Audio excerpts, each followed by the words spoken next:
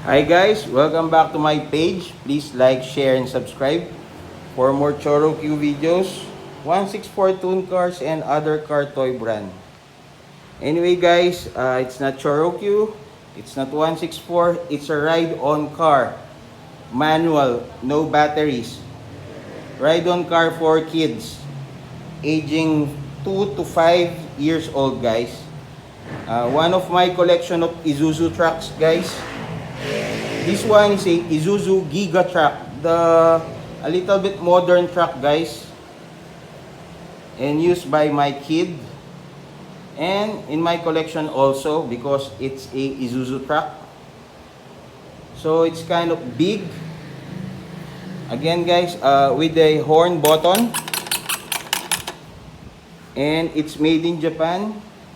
I bought this maybe 2 years ago, just like the one in my other post or other videos, the Isuzu truck, the red one. So this one is kind of a little bit modern compared to that particular model guys. Also, this is a Isuzu truck dump truck, in very good condition guys. Complete with decals, and it's a used toy car or ride-on car guys, but in very good condition. What else? I will show you how to. This one guys can be steered because it's a ride-on car. Okay. And this one guys, it's a large dump box at the rear. As you can see, it's kind of bit dirty because of the storage.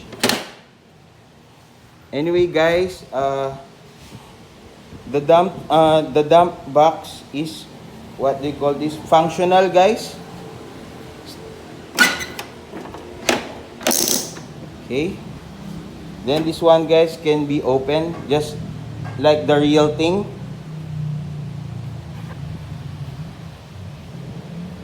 So this is a big one guys.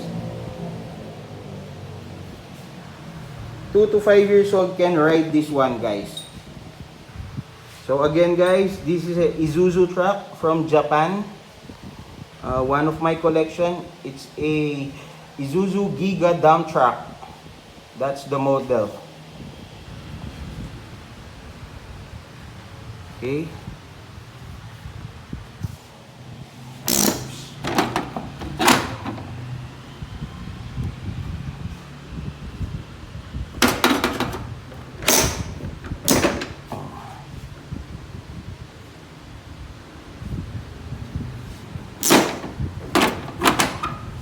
It's a rare find in here in the Philippines guys.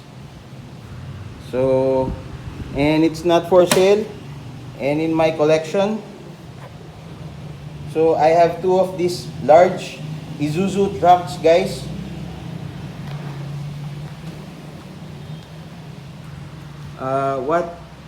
I think Diamond Toys Company made this one also guys. This is the modern one, and it's made in Japan guys. That's it. Hope you like my videos. Thank you very much. Please like and subscribe. Bye.